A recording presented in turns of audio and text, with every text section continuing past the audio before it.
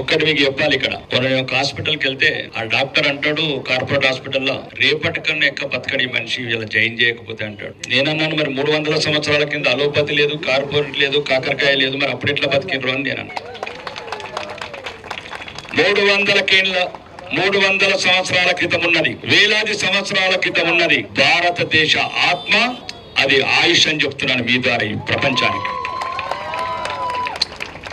300 సంవత్సరాల క్రితం ఇంజక్షన్ లేదు, గోళీ లేదు, కార్పొరేట్ లేదు, ప్రపంచం అంతా ఎట్లా బతికింది అనుకుంటున్నారు?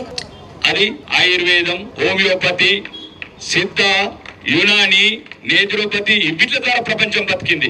కాబట్టి ఎప్పుడు కూడా ఈ ప్రొఫెషన్ ని చూసి మీరు గౌరవించండి, గర్వపడండి. ఇది ప్రపంచానికే ఒక సందేశం ఇచ్చిన ఈ ఆయుష్. ఇక రెండోది, ఇప్పుడు ఎక్కడ చూసినా రాష్ట్రంలో తెల్ల గొర్రెలు, నల్ల గొర్రెలు, మిమ్మల్ని అందరూ చూస్తే రాజకీయ నాయకుల చేతుల్లో బలైపోతున్న తెల్ల గొర్రెలాగా అనిపిస్తున్నారు. ప్రతిపక్షంలో ఉన్నప్పుడు అంతా ఒకటి మాట్లాడతారు రాజకీయ నాయకులు. ఈ వేదిక మీద ఉన్న వాళ్ళందరూ ఇన్క్లూడింగ్ మీ, ఈడ ఉన్న సోయి సెక్రటరీ కొద్ది ఆ సోయి ఉండదు. ఇవాళ ఈడ రాష్ట్రంలో వేలాది ఉద్యమాలకు, వేలాది సమస్యలకు ఇక్కడనేమో హృదయంతో స్పందిస్తారు. ఈ వేదికల మీద అధికారం రాగానేమో ఆ సెక్రటరేట్ అడుగు పెట్టగానే వాడు రాజు అయిపోతుంది. ఈ రోజు ముఖ్యమంత్రికి చెప్తున్నాం, ఏం కోరికలు ఇవన్నీ? 20 కోట్లు. ఇక రేపు పోతున్నాడు ఎటో అమెరికను, ఎటో పోతున్నాడు లండన్. ఆ ఫ్లైట్ ఖర్చు 20 కోట్లు. వేలాది మంది యువకులకు కావాల్సిన స్టైఫండ్స్, స్కాలర్స్ కావచ్చు, పీజీ స్కాలర్స్ కావచ్చు, ఈ స్కాలర్స్ మొత్తం ఇస్తే సంవత్సరానికి 18 కోట్లు అవుతాయని చెప్తున్నారు. కాదు మీకు చేత కాదు, 1 ఎకరం భూమి అండి రోజు అమ్ముతున్నారు కదా, మేము అమ్ముకొనిచ్చుకుంటాం మీ పిల్లలకు. రోజుకు 200 కోట్ల భూమి అమ్ముతున్నావు కదా రేవంత్ రెడ్డి. 200 కోట్లు 1 ఎకరం ఈ బిడ్డలకు. ఇది తెలంగాణ బిడ్డలు కష్టపడి చదువుకున్న బిడ్డలు ఏమడుగుతున్నారు? 1 ఎకరం లేదు నాకు ఇవ్వు, మేము అమ్ముతాము. అఖిలపక్ష కమిటీ అక్కలు అమ్ముతాం, 200 కోట్లు డిపాజిట్ చేస్తాం, 10 ఏళ్ళ దాకా లోన్ల దగ్గర అవసరం లేదు. 1 ఎకరం ఇచ్చే మనసు లేదా రేవంత్ రెడ్డి? ఇంకొంటో 2 రోజులు ఇంకెవరు చెప్పారు? బట్టన్న చాలా మంచి నాయకుడు. నాయకులందరూ మంచోళ్ళే, ప్రతిపక్షంలో ఉన్నప్పుడే మంచోళ్ళు, జ్ఞాపకం పెట్టుకోండి. మీరు అసెంబ్లీలో మాట్లాడిన మాట ఏంటి? ఆ రోజు అలోపతి డాక్టర్లకు సమానంగా వీళ్ళకి వేతనాలు ఇవ్వమన్నారు, స్టైపెండ్స్ ఇవ్వమన్నారు. ఏమైంది బట్టన్న? ప్రతిపక్షంలో అట్లా రాజభవనాలకు ఇట్లా మారిపోతున్నారు మీరు అన్నారు. ఒకసారి రాజభవనం బయటికి రా. ఈ తెలంగాణ సామాన్యులు, డాక్టర్లు, పేదలు అందరి గుండె నవడుతుంది. ఇలా ఫైనాన్స్ మినిస్టర్ గా లక్షల కోట్ల మీద సంతకం పెడుతున్నావు. ఈ 20,000 కోట్ల మీద ఒక సామాన్య బిడ్డల స్కైపెండ్ మీద సంతకం పెట్టలేవా? ఆ లోపం మీలో లేదు, ఆ రాజభవనంలో ఉంది.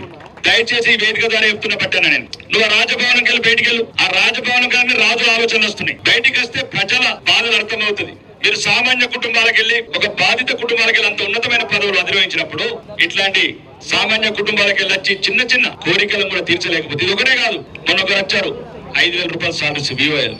వాళ్ళు అంటున్నారు ముఖ్యమంత్రి గారు ఛాయ్ తాగే లోపల అయిపోతుంది పరిష్కారం అన్నాడు.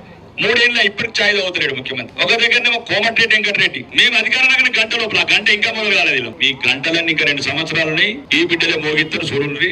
మీ సంగతి అర్థమైతే లేదు. మీకు ఎట్లా మోసం చేసినారు. మీకు 2 చెప్తున్నాం.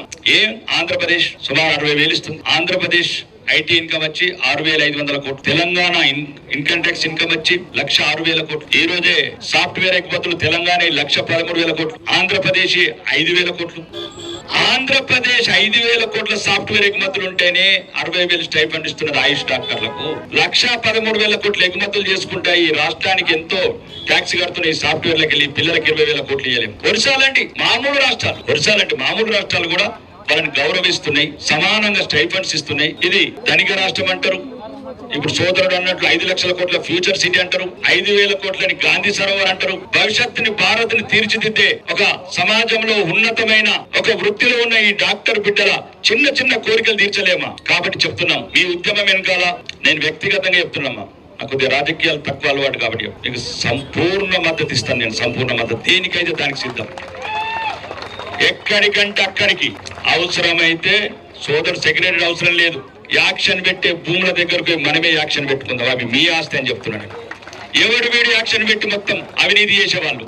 ఆ డబ్బు మనది, ఆ భూమి మీది, మీది మీది, భవిష్యత్తు మీది, ఈ తెలంగాణ మీది. కాబట్టి చెప్తున్నాం రాజకీయ నాయకులకు, మర్యాదగా ఈ విద్యార్థి నాయకులు ఎవరైతే ఉన్నారో ఈ తెలంగాణ ఆయుష్ చేసి ఏదైతే ఉందో వాళ్ళని ఇమ్మీడియట్లీ చర్చలకు వెళ్ళండి. వాళ్ళ న్యాయమైన కోరికలు ఏమున్నాయి, వాళ్ళ ధర్మమైన కోరికలు ఏమున్నాయి, వెంటనే ఎటువంటి ఇబ్బంది పడకుండా వాళ్ళని మీ బిడ్డలుగా భావించి ఏదైతే అధికారం రాకముందు చెప్పారో, తెలంగాణ అసెంబ్లీలో మాట్లాడారో అది ఇమ్మీడియట్లీ నెరవేర్చాలి. మీకు ఇంకొక చిన్న టెక్నిక్ చెప్తున్నా, ఒకవేళ అలా వేయలేదనుకో, మీరు ఎక్కడెక్కడైతే ఉద్యోగాలు చేస్తున్నారో వచ్చిన వాళ్ళందరినీ అడగండి చెవులా, పేషెంట్లని 4,000 పెన్షన్ వచ్చిందా అని అడగండి. అలా అడగండి, ప్రశ్నించే తత్వం నేర్పండి. వాళ్ళకు 2,500 మహాలక్ష్మి వచ్చిందా అని అడగండి.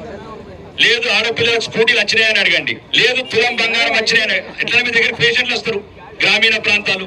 దానికి పరిష్కారం ఒకటి, అట్లయితే తొందరగా భయపడి మీకు వెంటనే 20,000 కోట్లు కాదు కదా 40,000 కోట్లు శాంక్షన్ చేస్తుంది ప్రభుత్వం అని చెప్తున్నాం. ముఖ్యంగా రేవంత్ రెడ్డి గారు దయచేసి విదేశీ కళలు, ఫ్యూచర్ సిటీ కళలు మానేసి, ఇట్లాంటి ఆడంబరాలు మానేసి, ఏదైతే తెలంగాణ రాష్ట్ర వ్యాప్తంగా వాళ్ళు 24 గంటలు సామాన్య ప్రజలకు, గ్రామీణ ప్రాంత ప్రజలకు వాళ్ళ సర్వీసు, ఒక ప్రేమతో కూడిన ఒక వైద్యం ఏదైతే ఆయుష్ ద్వారా ఇస్తున్నారో వాళ్ళు నేను చూస్తాను. నేను ఒక ఎమ్మెల్యేగా చాలా హాస్పిటల్ విజిట్ చేస్తాను. ఆ ప్రెజెంట్ గా ఉంటారు ఆయుష్ డాక్టర్లు.